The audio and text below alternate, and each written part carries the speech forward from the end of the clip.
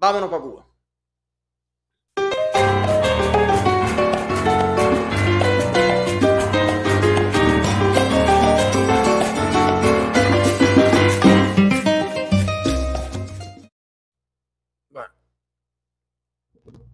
Régimen cubano confirma la detención en la isla del campeón olímpico Andy Cruz.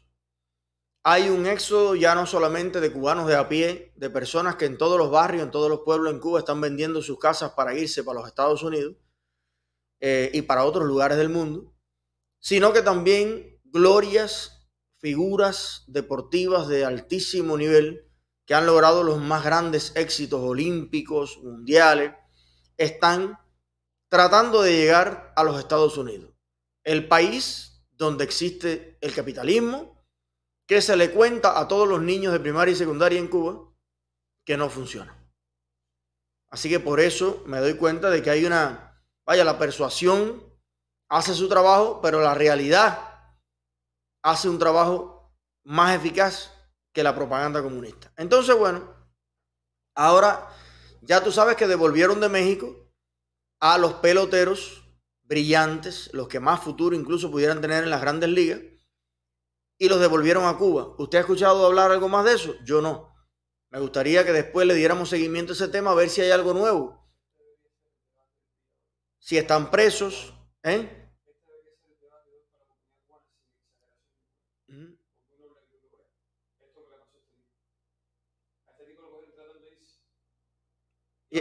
¿Y Espinareño? No, pero y ahora, no sé de qué parte, pero y ahora. Ahí lo que tratando dice, ilegal. ¿Cuál es la sanción por una salida ilegal? Ok, terminó la sanción, que es nada en Cuba. ¿Y qué va a hacer él? No, pero el tema es que primero ya está botado de todo lo que puede estar. ¿Y cómo se va ahora? Ahora es un problema. Porque ahora él le montan una vigilancia. Ahora lo regulan, correcto. No, pero ahora lo regulan. Pero la sanción para él, Chucho, no va a ser la sanción para Penchito el Cojo, que lo cogieron yéndose. Recuerda que este hombre tiene un pasaporte oficial, que este hombre, al ser una gloria deportiva y haberle regalado una regadera, un key con 4 moscas arriba y 2 manos de burro, la cuestión de que él se esté intentando ir del país ilegalmente, la revolución lo interpreta como prácticamente un sabotaje, un atentado a la credibilidad del deporte cubano, a toda la propaganda comunista, y estoy seguro que se van a ensañar con él, como también con los peloteros que trajeron de México, que es un acto arbitrario completamente lo que hizo Obrador con esto. La que sí tuvo mayor suerte fue la jabalinista, campeona también de todos los campeonatos habidos y por haber, pero esa sí logró cruzar la frontera y ya se encuentra en los Estados Unidos y está dando declaraciones y todo, y ha contado los pesares con el INDER, la falta de todo, de atención, de no sé qué, las carencias, las humillaciones que ha pasado en competencia en todos lados, y bueno, ha cruzado la frontera. Pero este es un fenómeno que yo creo que ilustra claramente lo que es Cuba. Lo ilustra claramente porque si tú me dices, mira, yo soy un desconocido que vivo en el Yarey de Vázquez, en La Guabina, atrás de Pozo Prieto y antes de llegar a Covarrubias. Y bueno, yo tengo no sé, no tengo ninguna esperanza, ningún futuro, ningún nada. Ese es el que se va de Guatemala, de El Salvador, de cualquier parte. Ahora, cuando usted es una gloria olímpica de su país, fíjate tú que en países africanos, tú vas a África y estás viendo la situación que hay, pero cuando se trata del campeón olímpico de Nigeria, del campeón olímpico de cualquier país, de Etiopía, esa gente vive bien y tiene un buen carro y tienen una buena casa y tienen unas buenas cosas. Y muchas veces ellos no están de acuerdo con el gobierno que está ese año en el poder allí. No tienen nada que ver una cosa con otra. Ponen sus academias, ponen sus escuelas, o fundan un partido y compiten para ser presidente de su país. Mira, Pacquiao, diputado, congresista, senador, y creo que hasta corrió para presidente de por allá de Malasia o de Indonesia, no me acuerdo dónde es Pacquiao. No, pero en Cuba lo único que tú puedes hacer es agradecer a la revolución y agradecer la regadera y agradecer el aguacate y agradecer la mano burro Y cuando hay un actico de eso, que te lleven por allí vestido de gloria deportiva, te pasean como un monigote, como pasean a este luchador que les encanta que lo cojan para eso. Claro, después le dan una semana en un hotel y se fotografía ahí en el hotel y que él solo en la piscina que hay allí.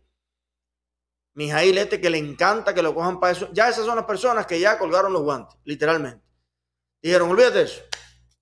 Yo voy a vivir de las migajas que me dé la dictadura. 150 pesos al mes por no sé qué medalla, no sé qué. Yo quisiera ver si le alcanza ahora. Pero bueno, me regalaron un cazón, me hicieron el esto, me hicieron lo otro, me regalaron el carro. Eso es conformarse con miseria. ¿Por qué? Porque un carro mejor que ese, una casa mejor que esa, tú trabajando, enfocado y haciendo bien las cosas, en cualquier país libre y desarrollado la puedes tener. Pero bueno, mientras las glorias deportivas de Cuba escapan en masa también de Cuba y ninguna gloria deportiva de los Estados Unidos se ha mudado a Cuba. Fíjate que hay glorias deportivas en Estados Unidos. Mira, en el noticiero cubano están fuertemente preocupados por los veteranos de guerra de Estados Unidos. Que si tienen problemas de salud, que si no hay programas para ellos. Oye, y resulta que ningún veterano de los Estados Unidos le da por mudarse para Cuba. Bueno, ahora están muy preocupados, tú vas a ver en el noticiero de Cuba ahora, por las abortistas en los Estados Unidos y por todo. Y ninguna de ellas le da por mudarse para Cuba. Ahora resulta que Cuba, que es el país que está preocupado por todos los problemas del mundo, es el único país que no se enfoca en resolver sus propios problemas. Y vienen entonces hasta las glorias para acá. Pero miren ustedes, mientras el país se fuga en masa, ¿cuál es la preocupación de los voceros del oficialismo en Cuba? Sí, muy buenas tardes, Diana, Abdiel, amigos televidentes. No por esperada, la noticia deja de sorprender. La Corte Suprema acaba de hacer retroceder en 49 años la historia de Estados Unidos. Parece una exageración, pero así de poderosos son los jueces del máximo tribunal norteamericano. La votación fue de 5 jueces a favor, 3 en contra y 1 que emitió una opinión concurrente, que cuando la analizamos a lo interior es también a favor. 5 personas, solo 5 personas, le han dado un tiro de gracia al derecho de las mujeres estadounidenses de decidir sobre su cuerpo al derogar la decisión de 1973 en la que se le dio la oportunidad a las mujeres de interrumpir voluntariamente el embarazo. En aquel momento se consideró ese acto como una libertad fundamental protegida por la Constitución. Entonces, ¿cómo entender lo que sucedió? Le propongo repasar las diversas y complejas aristas de este asunto. Primer punto, desde el punto de vista legal, no es que hayan eliminado una ley, porque en realidad no existe. No, lo que sucedió es que la Corte Suprema derogó una decisión jurídica en un caso de 1973. Y usted se preguntará, ¿por qué tanta importancia? Pues porque la justicia en Estados Unidos funciona por precedentes. La sentencia del 73 de Roe contra Wade se convirtió en un referente en este tema y desde entonces condicionó decisiones posteriores favorables de los máximos tribunales. Queda ahora en manos de los estados, de cada uno de los estados, regular si la interrupción del embarazo es legal o no y bajo qué circunstancias. El Congreso Federal podría legislar sobre el tema y salvar la situación, pero no parece que haya consenso sobre ello, menos en un año electoral en el Capitolio. Las noticias dan cuenta de que casi la mitad de los estados tendrían listas en el corto plazo iniciativas para prohibir la interrupción del embarazo. Un verdadero retroceso de los derechos individuales.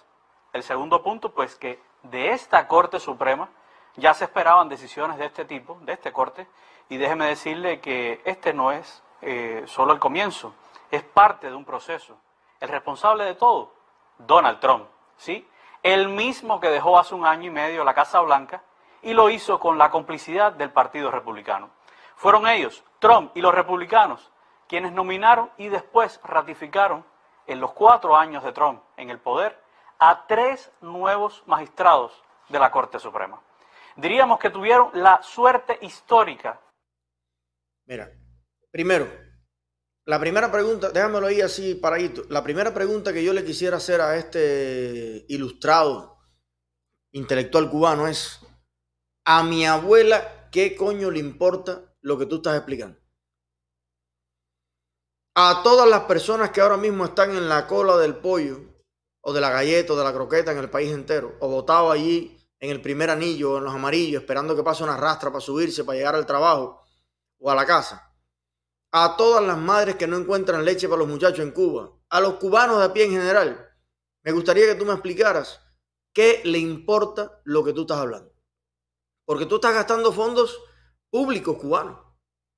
El salario que tú cobras por hacer esta nota en el noticiero, lo que cobran los camarógrafos, las luces, la corriente, que no hay para los hogares ahora en Cuba, y tú tienes ahí un estudio con 20.000 aparatos puestos, el ICRT entero.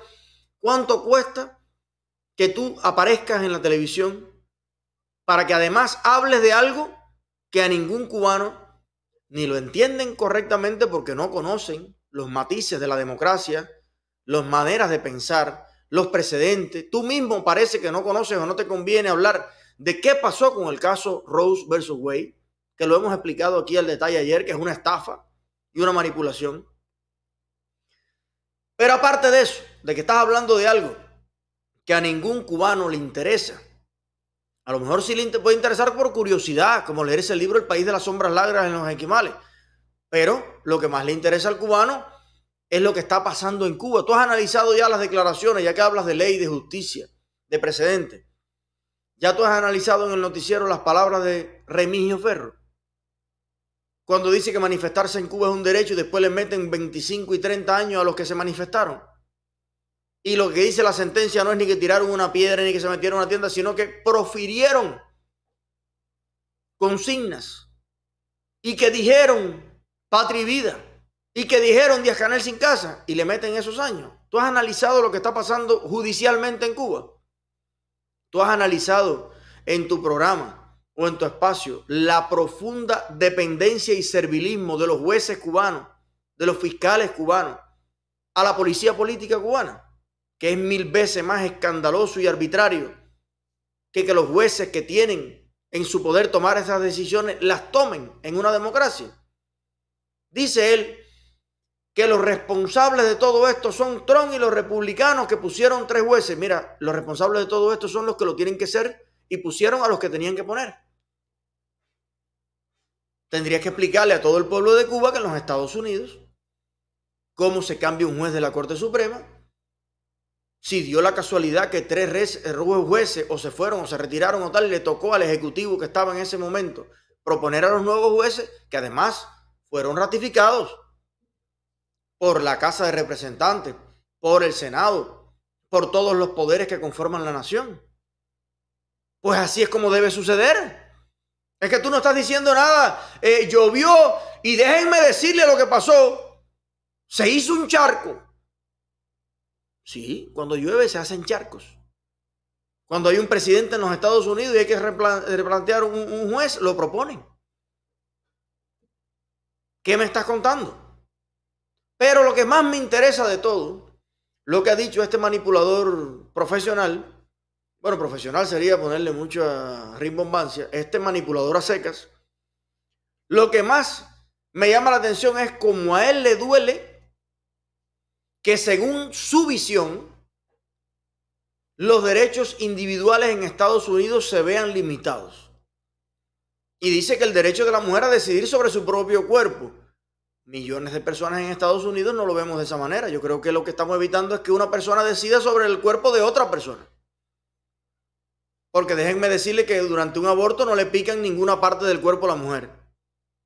No le sacan el hígado, no le sacan el páncreas, no le pican una pierna, no le pican un brazo. Todo lo que se le hace al cuerpo del bebé. Entonces no entiendo muy bien. Que está conectado al cuerpo de la madre. Sí. Que chupa leche por aquí, que hace sí, pero es que esa es otra persona. Sobre todo a partir de determinado momento. Entonces, pero lo que más me molesta es que él está molesto, incómodo y se ve en la necesidad de salir a protestar por los derechos individuales en los Estados Unidos y dice que retrocedimos 40 años en la historia de los Estados Unidos. Ven acá, chicos. Y cuando se derogó la Constitución de 1940, ¿cuántos años para atrás en la historia se fue? ¿Cómo está la situación de los derechos individuales en Cuba? De primera, segunda, tercera y cuarta generación. Los más elementales. El derecho a la libre expresión. Por ejemplo, el que está aquí a favor del aborto está manifestándose todos los días frente a la Corte Suprema, ejerciendo su derecho individual a estar en contra de la decisión. Por ejemplo, el de que en Estados Unidos está el derecho ahora de elegir una mayoría de acuerdo a lo que piensen la mayoría de los norteamericanos, y como bien tú dices, el Congreso puede legislar, el Senado puede legislar. Pero ¿y en Cuba? ¿Cuál es la situación de los derechos individuales en Cuba? El derecho a manifestarse, el derecho a asociarse libremente, el derecho a postularse para cargos públicos, el derecho a disentir del gobierno que está en el poder, el derecho a participar en unas elecciones y cambiar el rumbo del país democráticamente. Es que es increíble que en un país donde prácticamente se han anulado todos los derechos, salga un señor en defensa del derecho al aborto de otro país. ¿Y el derecho de pensar de los cubanos? ¿Y el derecho a hablar sin hipocresía de los cubanos? ¿Y los derechos de todos esos jóvenes que están presos a partir del 11 de julio? ¿Y de todos los presos políticos anteriores y posteriores? ¿El derecho de la familia de Andy? Entonces, ¿tú crees que yo te voy a creer a ti que tú estás tan profundamente preocupado por las madres abortistas en los Estados Unidos? Óyeme, de verdad que hay que tener una caretabla del carajo. Lo mismo hicieron con Floyd, lo mismo hicieron con todo. Pareciera que los más preocupados por los derechos en Estados Unidos son los que viven bajo la dictadura en Cuba, que no tienen ningún derecho, ni el más mínimo de los que tienen los norteamericanos. Qué cosa más interesante, ¿no? Porque, por ejemplo, yo estoy preocupado por los derechos humanos en Cuba, pero yo soy cubano. Mis dos padres son cubanos, mis abuelos son cubanos y viven en Cuba. El único de mi familia que estoy aquí soy yo, y ahora mi primo hermano que llegó hace poco. Uno de ellos.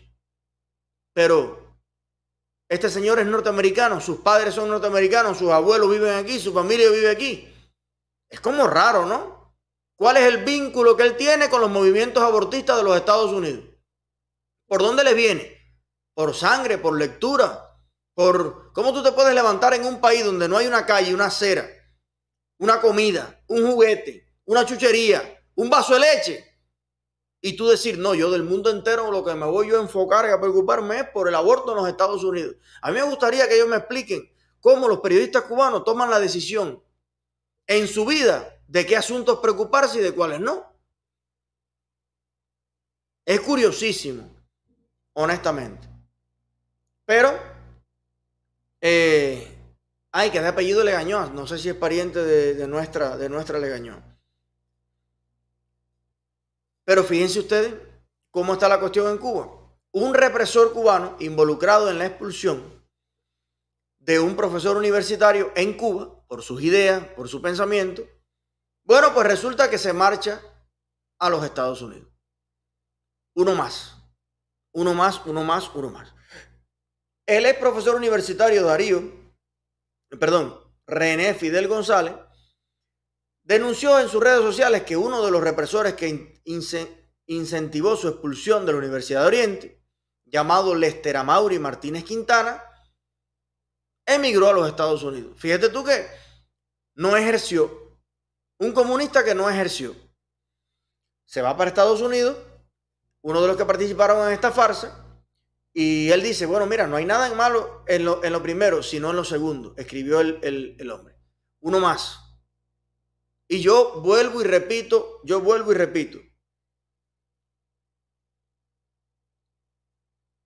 La pelea ideológica, en este caso, entre nosotros y los comunistas, cuando esto sucede, está totalmente perdida para los comunistas.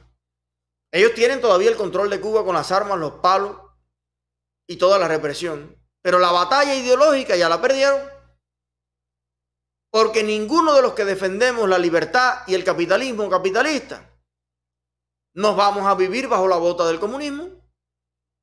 O sea, nosotros vivimos bajo las normas del sistema que nos gusta. Aquí estamos. Ahora, estos tipos que son los que en nombre del comunismo expulsan encarcelan, persiguen, difaman, destruyen a las personas en Cuba, al tú abandonar el comunismo, porque en defensa del comunismo es que tú haces todo eso, y coges y haces todo ese recorrido y vienes, qué sé yo, a vivir al capitalismo, que al que me gusta es a mí, no a ti, al que le gusta es el profesor que tú votaste. Fíjate que los reprimidos por los comunistas siguen en Cuba, muchos de ellos. Pero los represores que en nombre del comunismo están dispuestos a todo, van con todo y acaban con todos. Bueno, entonces sentados en Estados Unidos, comiéndose un McDonald's.